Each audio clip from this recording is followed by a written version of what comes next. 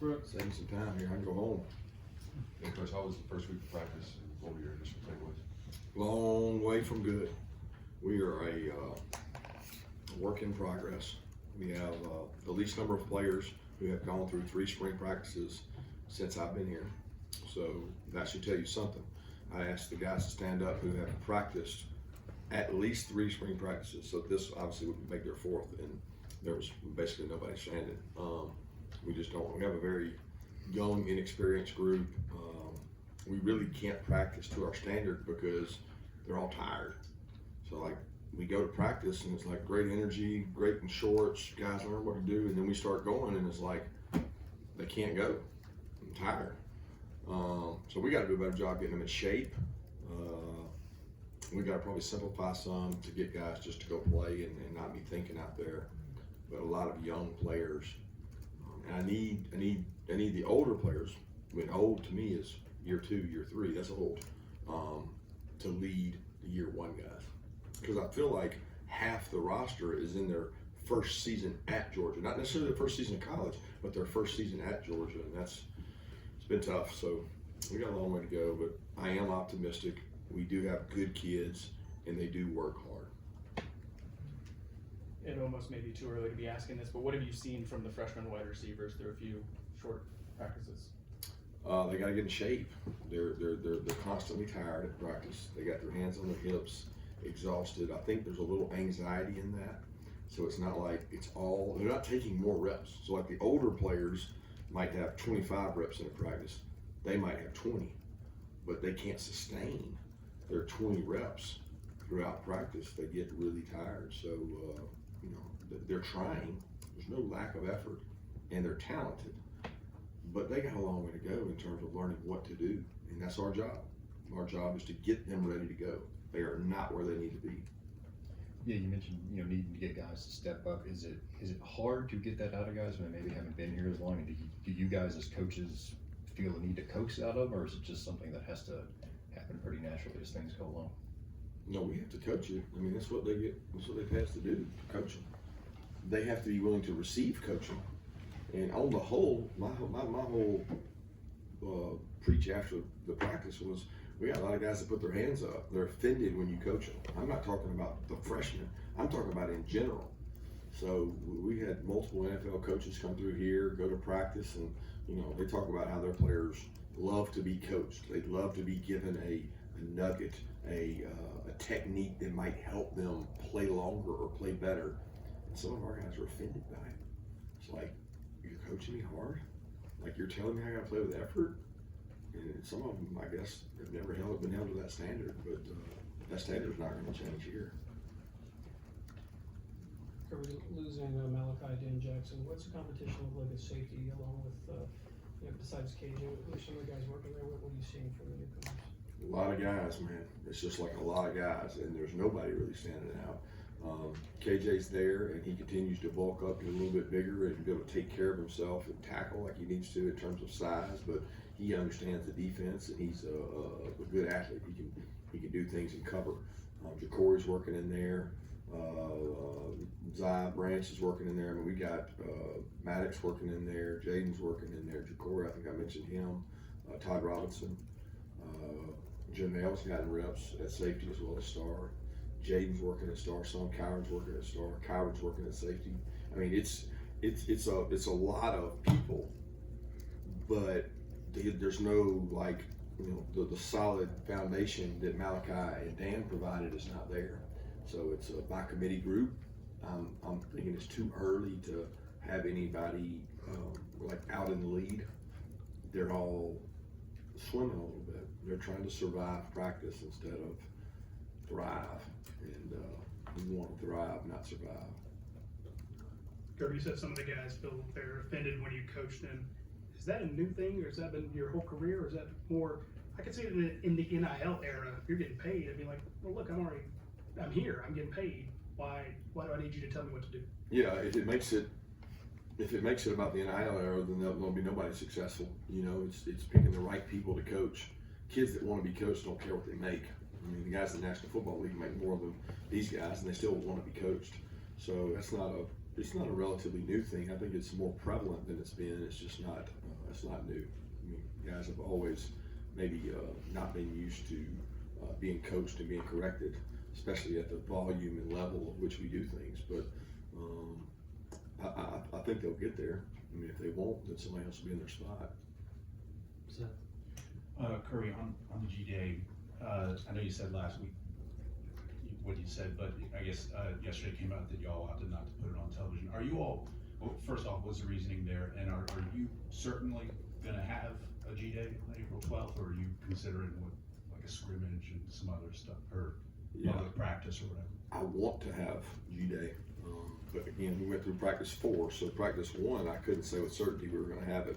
Through practice 4, I still feel good about it. We've been very fortunate on the injury side of things. We're very deficient at a couple positions, and if we lose 1 or 2 or 3, it would convert into some kind of controlled practice, some kind of other format.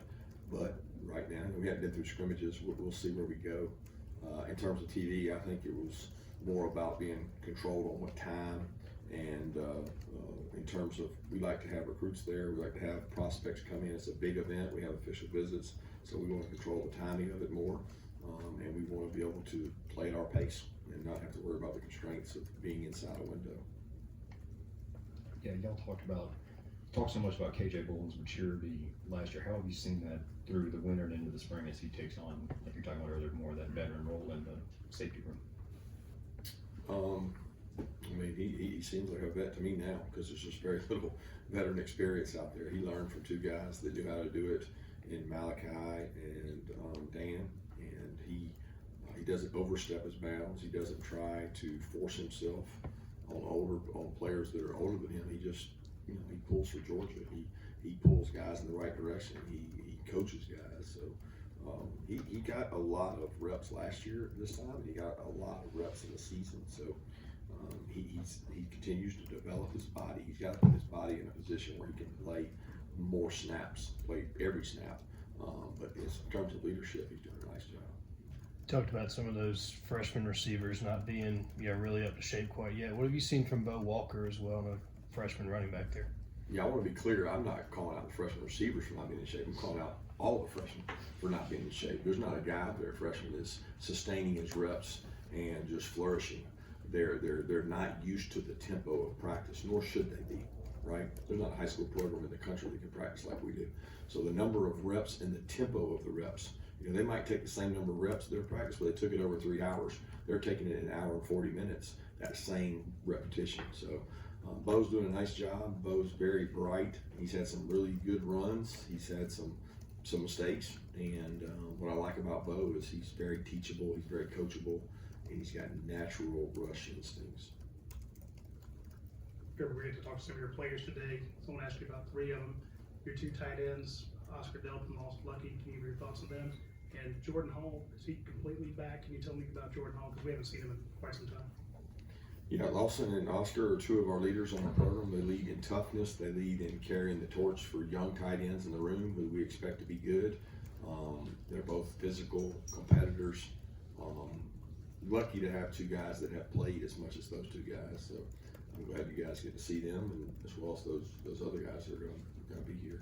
Jordan is, I don't know if I'd say completely back. I mean, I feel like he's completely back. He might not feel like that. He would say he's still, banged up and bruised up, and getting used to the gauntlet of practice. The good thing about spring, he gets a day off in between to recover, but he's looked much better, much more healthy.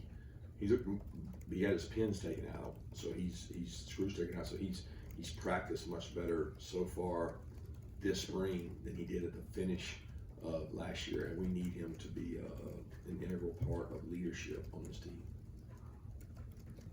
Coach, how do you go about getting the special teams guys to just buy into and commit to their role within the team, even if it's not exactly where they want to be at the moment?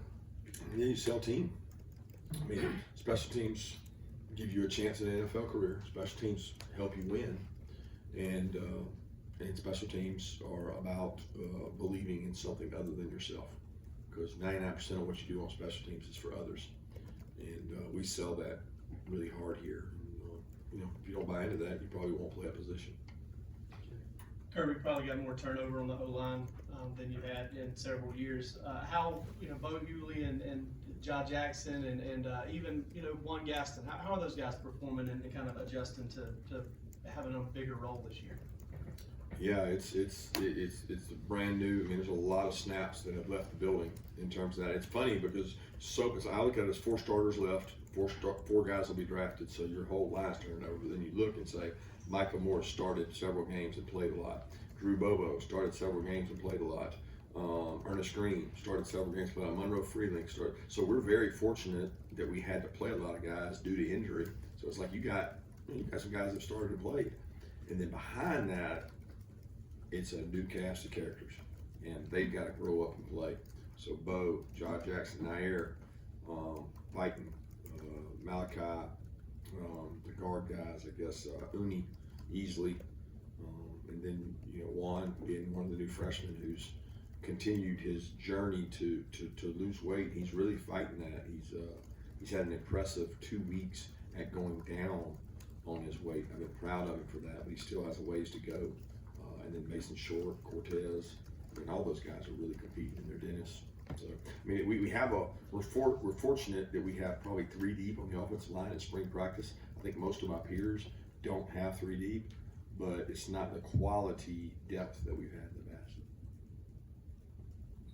Kirby, what's it like not to have Ron Corson in the same role you've been accustomed to all the time you've been here? Well, it's funny because I still talk to Ron all the time. He's still every morning. He comes in, works out. He's around. I talk to him at baseball games, so I don't feel like Ron's gone. But Ron did a great job last year of having Ryan Madaleno and Connor do things so they would be prepared for this transition. So it's not like cold turkey. I mean, like they were in the staff meetings. They ran things. They had practices that they were the head guy, and it was more of a I don't know what the right word is, but it was over a course of time, slow deal that we prepared for, and so that we wouldn't have a huge transition. So Ron will always be part of this program. I mean, Ron's done probably as much or more than anybody that's ever been part of this program because of the number of years and the head coaches he worked for over so many staffs. I mean, I would think he and Gant's service to this community and university are unmatched. Last question.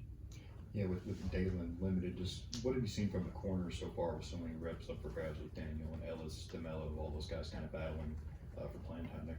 Yeah, it's good and bad, right? It's flashes. It's I just want to see fire and compete out of everybody. So it's like I can't label that position as the one, but there's days that you have flashes. I just competitive toughness is so hard to find nowadays because kids like to take the easy way out, and it's not easy here. So between Daniel, DeMello, Andre, Dom, Jonte, Ellis, they all were out there competing. I'm proud of them all, and Dalen's doing a nice job teaching those guys and setting an example. He's doing more than you probably realize. He goes to Indy and does work and moves around and continues to improve his own skill set. So, Thank you, guys.